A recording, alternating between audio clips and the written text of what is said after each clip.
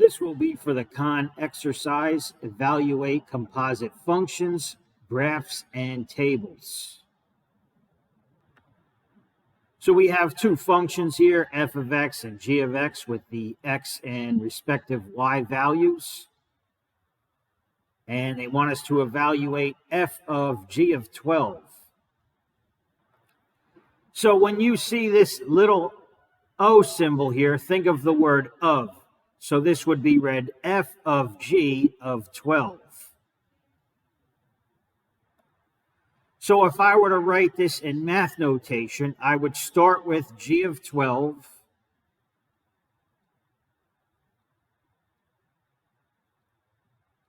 And then I would do f of g of 12. Okay, so it's going to be f of g of 12. So we have to evaluate g of 12 first, and then evaluate f of whatever that number is. Okay, what g of 12 means is the y value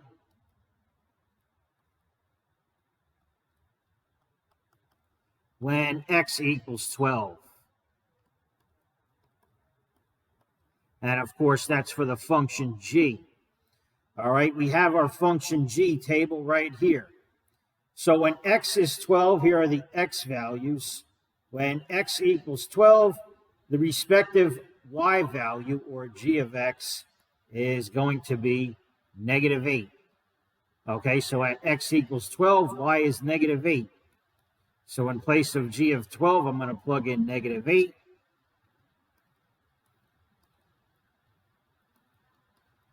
And now it's easy. We just have to look at the f function table and find out the y value when x equals negative 8. Let's take a look.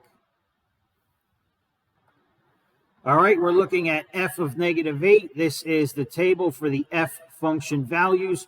You want to go to x equals negative 8. So for the x values, here it is, negative 8. And the respective y value is 16. So f of negative 8 is 16. Final answer.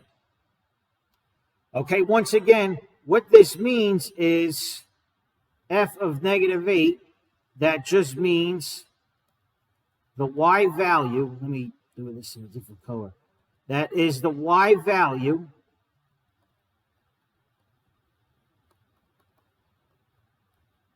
when x equals negative 8. Okay, so for the f function, you need to use this table. For the g function, you need to use this table here. But that's the final answer, 16.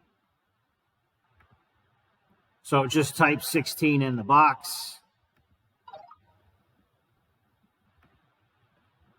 Okay, here we have the graphs of y equals g of x, y equals h of x, shown in the grid below. So here's the g function, here is the h function, and they want us to find g of h of 1. Okay, so again, h of 1 is going to be the y value when x equals 1. Okay, and which function are we looking at for the y value? That would be the h function first. All right, so let's find h of 1 on the graph. Okay, here is the h function. All right, if we go to x, the x-axis, if we go to x equals 1, for the h function, the y value is right here. It's just 0. Okay, so h of 1 equals 0.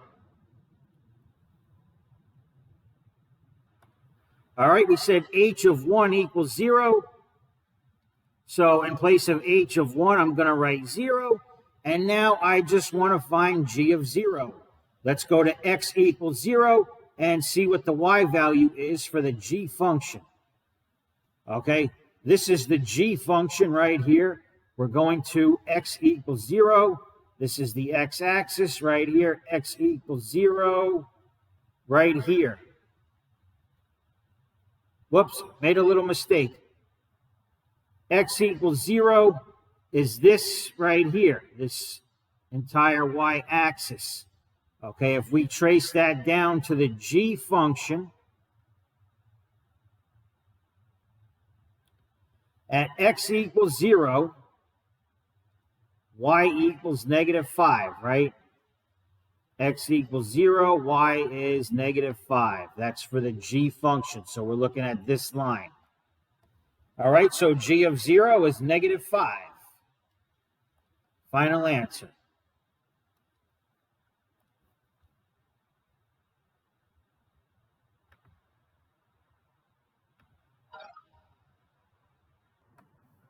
All right, I'll do one more with the graph.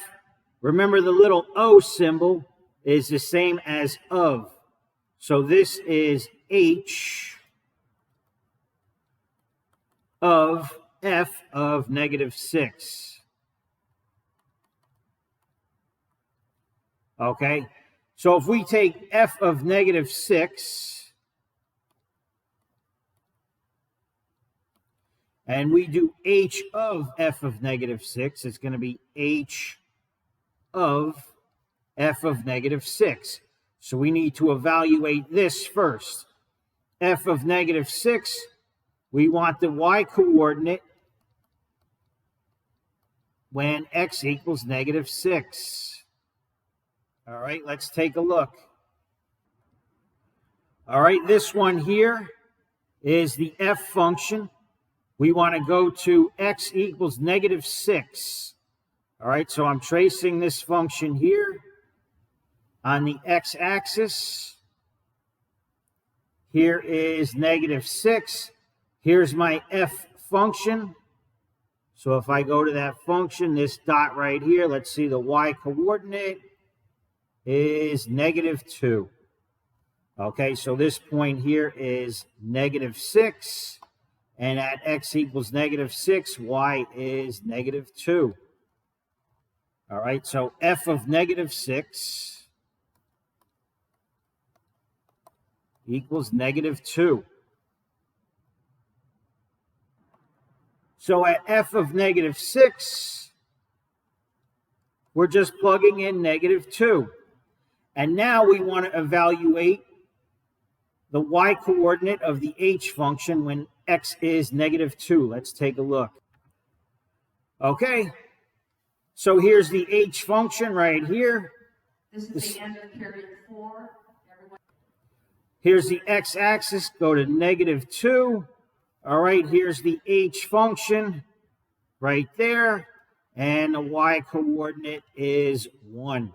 So this point here is -2, 1. All right, at x equals -2, y equals 1. So that is the final answer. For h of -2, it equals 1. Answer C.